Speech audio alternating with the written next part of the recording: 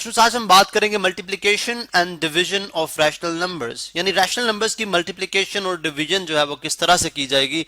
देखें rational numbers क्या हैं, मैंने जब मैं स्टूडेंट था टू बी वेरी ऑनेस्ट, मैंने रैशनल नंबर को रेशो के वर्ड से याद किया था। रेशो मीन वो नंबर जो कि रेशो फॉर्म में लिखे जा सकते हैं, यानी 5/7 ये एक रैशनल नंबर है, ठीक है।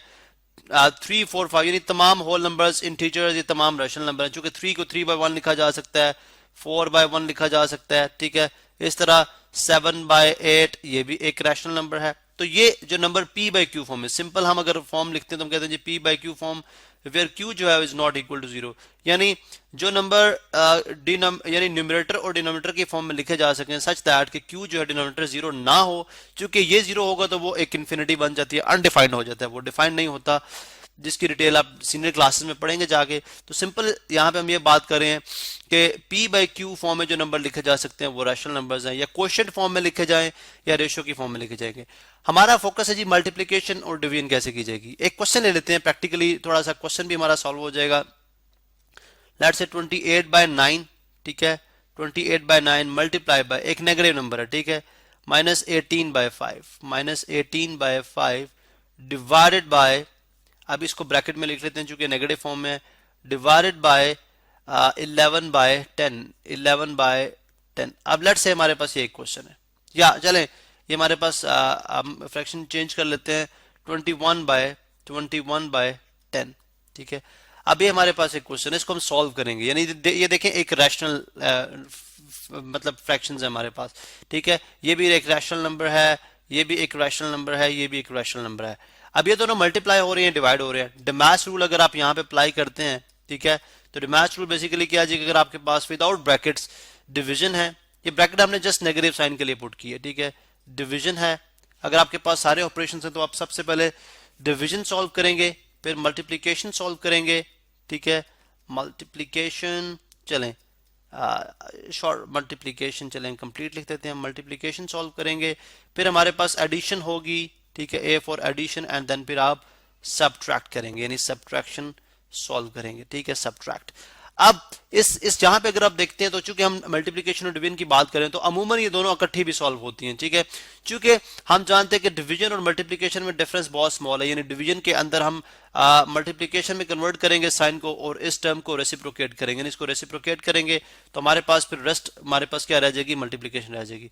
अब अगर आप देखें 28/9, ठीक है, 28/9 टाइम्स -18/5 ऐसे ही रहेगा, ठीक है। अब डिवाइडेड बाय जो है ये कन्वर्ट हो जाएगा मल्टीप्लिकेशन में, मल्टीप्लिकेशन साइन, और ये नेक्स्ट हो जाएगी 10/21। अब अगर आप देखें तो सिंपली हमने जिस तरह आम नंबर्स को हम डिवाइड करते हैं कि डिवीजन साइन हो, मल्टीप्लिकेशन में कन्वर्ट करके रेसिप्रोकेट कर देते हैं, यानी उलट देते हैं नंबर को, तो यहाँ पे भी हमने ये काम किया। अब मल्टीप्लिकेशन कैसे सॉल्व होगी, आप यूं समझे, अब यहाँ पे ऑल यानी ऑल टुगेदर हमारे पास क्या है, मल्टीप्लिकेशन रह गई है। रैशनल नंबर्स की मल्टीप्लिकेशन किस तरह से सॉल्व करेंगे, आप यूं समझें कि आप फ्रैक्शन को रिड्यूस करें, यानी रिडक्शन ऑफ फ्रैक्शन जो है या रिडक्शन ऑफ रैशनल नंबर जो है वो एक्चुअली आप यूं समझे कि मल्टीप्लिकेशन को सॉल्व करने के बराबर है। जैसे अगर आप यहाँ पे देखते हैं, लेट्स से हमारे पास एक नंबर है जैसे 28 है, 28 को अगर मैं स्प्लिट करके लिखता हूँ, ठीक है, ताकि मुझे सॉल्व करना थोड़ा आसान हो जाएगा। इसको मैं लिख सकता हूँ 14 टाइम्स 2, ठीक है। 9 को मैं 3 टाइम्स 3 लिख सकता हूँ, आप जो भी स्प्लिट करके लिख सकते हैं, ठीक है। -18 है, इसको मैं -3 टाइम्स 6 लिख सकता हूँ, ठीक है, -18 होता है, divided by 5 as it is, ठीक है, टाइम्स 10 को 2 टाइम्स 5 लिख सकता हूँ, ठीक है, और 21 को मैं आप यूं समझें कि चलें 7 टाइम्स 3 लिख लेता हूँ, 7 टाइम्स 3, ठीक है। अब ये बेसिकली वही नंबर हैं जिनको मैंने स्प्लिट करके लिख दिया, जो कि मुझे हेल्प करेंगे सॉल्व करने में। जनरली हम इनके फैक्टर्स बना लेते हैं, ठीक है, जो बेस्ट वे है वो क्या है, आप सबके फैक्टर्स बना लें, वो फैक्टर्स बनाने के बाद रिड्यूस करना बहुत आसान हो जाता है। अब ये ऊपर वाले जो टर्म्स है सारी ये न्यूमरेटर हैं, नीचे वाले डिनोमिनेटर हैं, तो हम न्यूमरेटर को डिनोमिनेटर से जो है कॉमन न्यूमरेटर कॉमन डिनोमिनेटर को कैंसिल आउट कर देंगे। जैसे अगर आप यहाँ पे देखें तो 5 जो है वो 5 से कैंसिल आउट हो सकता है, ठीक है। इसी तरह आप यहाँ पे देखती हैं तो 3 जो है वो 3 से कैंसिल आउट हो जाएगा, यानी नेगेटिव रहेगा, नेगेटिव साइन, -1 टाइम्स, तो 3 1 टाइम्स 3 माइनस 3 -1 टाइम्स -3, ठीक है। तो ये हमारे पास आ गया -1 यहाँ पे आ गया। इसी तरह अगर आप और देखें तो और हमारे पास यहाँ पे फिलहाल जो है वो नहीं है जिनको हम कैंसिल आउट कर सकते हैं। फिर हम यहाँ पे ये भी देख लेते हैं जी। अब हमारे पास कितना रह गया, बल्कि 7 को भी, 7 1 टाइम्स 7 एंड 7 2 टाइम्स 14, 7 2 टाइम्स 14, तो हमारे पास बन गया 2 टाइम्स 2 इज 4, ठीक है।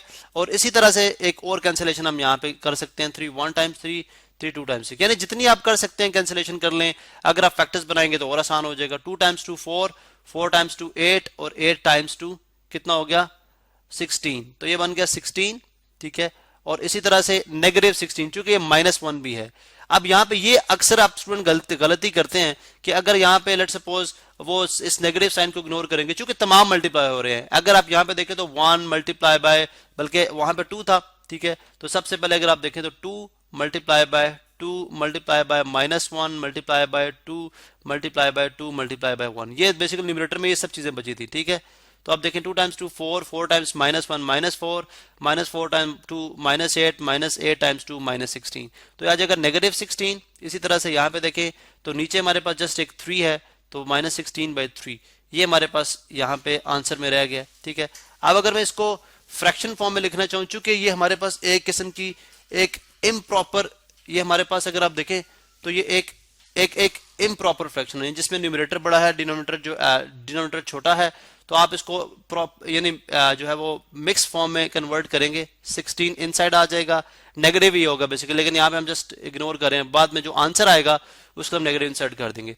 3 5 टाइम्स 15, नियरेस्ट किसके 15 तक जा सकता है, तो ये 1 आ गया। यानी क्लॉकवाइज डायरेक्शन में आप लिखते हुए चलते हुए जाएंगे तो ये आपके पास आ जाएगा माइनस, क्योंकि नेगेटिव साइन तो यहाँ पे मौजूद है, -5 होल नंबर 1/3, ये हमारे पास क्या हो गया, ये हमारे पास फाइनल आंसर। तो दिस इज हाउ हम जो है फाइनल आंसर फाइंड आउट करेंगे। तो ये है जी, इस तरीके से आप जो है multiplication and division of rational numbers जो है वो सॉल्व करते हैं।